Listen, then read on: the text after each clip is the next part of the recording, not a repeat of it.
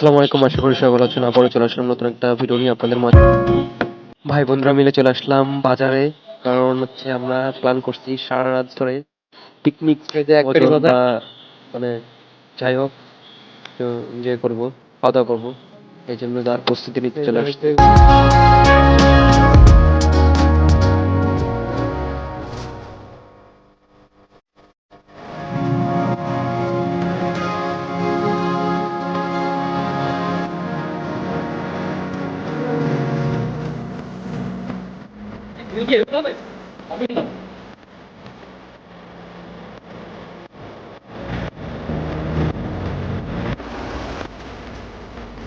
2-1 জন already বসেও পড়ছে গোস্ত কাটাকাটির জন্য, গোস্ত সাইজ করতেছে আর কি রান্নার জন্য। আর এইদিকে কয়জন মিলে চুলো জ্বালানোর কাজ চলছে, চুলো আর কি সাইজ করতেছে বাড়ি বসানোর জন্য। আর এদিকে তুষ কাঠ কাটা হয়েছে, সেটাও রেখে দেয়া, আগুনে দিবে। সবই আর কি চলতেছে কাটাকাটি, মানে সবাই মিলে যে যার মতন করতেছে।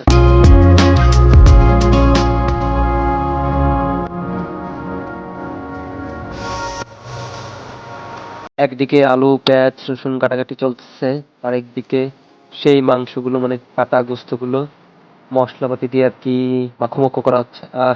এটা কিন্তু চলছিল। যাক, আর এইগুলো রাখা হয়েছে আপনার বারবিকিউর জন্য, লাস্টে বারবিকিউর আইটেম আছে, মানে প্ল্যানও আছে।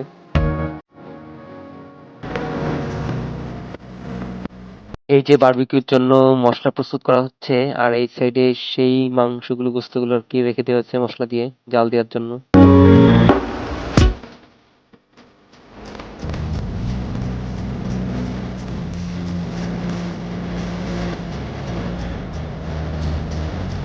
এদিকে চুলোর উপরে হাঁড়ি বসানো শেষ, তেল মশলা পানি বিভিন্ন কিছু দেওয়া হচ্ছে, সেই কাটা গোস্ত বা মশলা মাখানো সেই গোস্তগুলো বসানো হবে।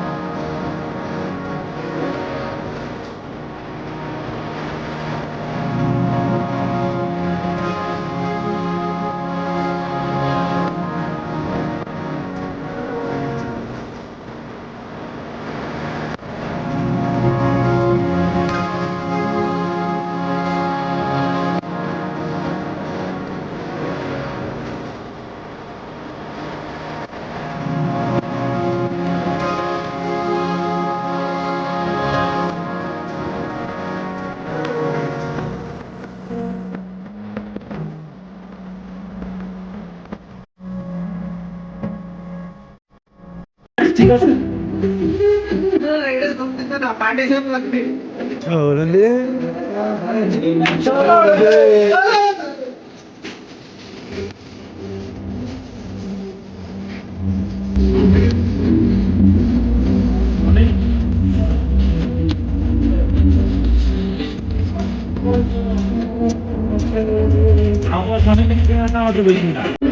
প্রসেসিং চলছে প্রাণী চাউলের, চুলোর উপরে বসাই দেওয়া হয়েছে অলরেডি।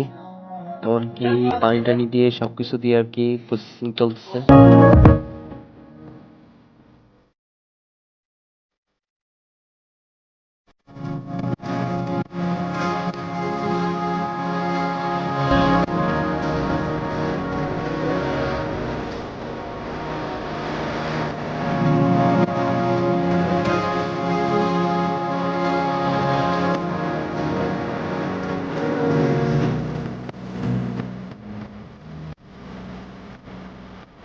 আমাদের প্রাণী ভাতটাও হয়ে গেলো, আর লাস্ট মানে প্রাণীর লাস্ট যে পর্যায়ে সেই কাজটা করা হচ্ছে।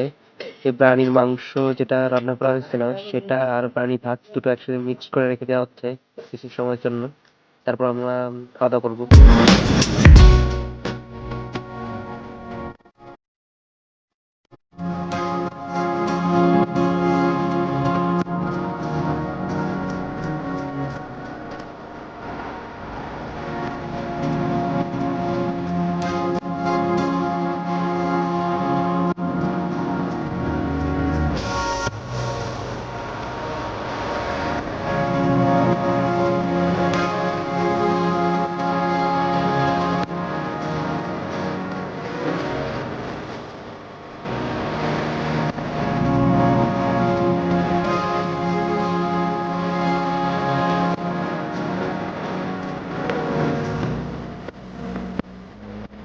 ব্রানি ভাত, ব্রানি মাংস সব একসাথে মিক্স করে কিছু সময়ের জন্য চুলাতে রেখে দেওয়া হচ্ছে।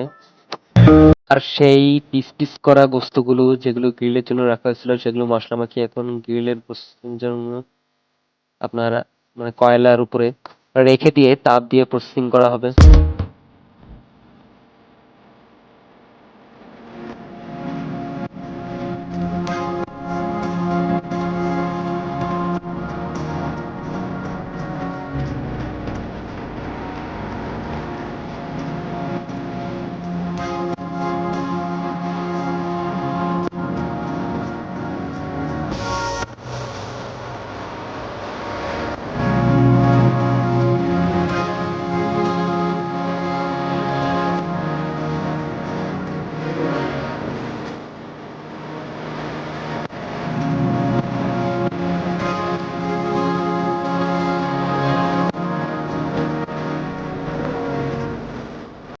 অবশেষে সব প্রস্তুত হওয়ার পরে সবার প্লেটে প্লেটে ভাত বেড়ে দেওয়া হচ্ছে, ব্রানি ভাত প্লাস এক পিস করে এসে গ্রিল। এই যে প্লেটে চলে আসলো সেই এক পিস করে গ্রিল সবার জন্য ধার্য করা হয়েছিল। যান ফুল গ্রিলটা দেখি আমরা, এই যে ওয়াও কত সুন্দর করে কালার ফুটে উঠছে।